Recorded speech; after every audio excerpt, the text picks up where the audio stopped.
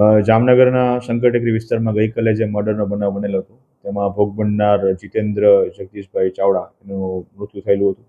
અને આ બનાવમાં એમના પિતા દ્વારા Jamnagar city C division police સ્ટેશનમાં ફરિયાદ આપવામાં આવેલી હતી મર્ડરની, જેને અનુલક્ષીને સીટીસીના ડિસ્ટ્રિક્ટ દ્વારા આ કામના જે આરોપી છે તેનું નામ છે દિલીપભાઈ રમેશભાઈ ચૌહાણ, એને ગઈકાલે શોધખોળ કરી અને આજે એને અટક કરવામાં આવેલો છે. અને આ દિલીપ રમેશ ચૌહાણ વિરુદ્ધ અગાઉ પણ મોરબી જિલ્લામાં તેમજ જામનગર જિલ્લામાં ગુનાઓ દાખલ થયેલા છે એવું પ્રાથમિક દ્રષ્ટિએ જાણવા મળેલ છે. બનાવનું મુખ્ય કારણ એવું છે કે જે આ આરોપી છે દિલીપ,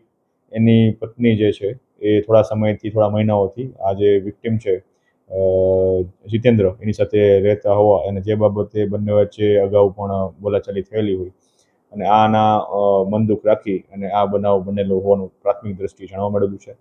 આ બનાવમાં આની સાથે આરોપી દિલીપ સાથે બીજું અન્ય વ્યક્તિ હતા કે કેમ, અથવા તો બીજા કોઈનું મદદગારી કે મેલાપીપણું છે કે કેમ, તે બાબતની તપાસ હાલ ચાલુ છે અને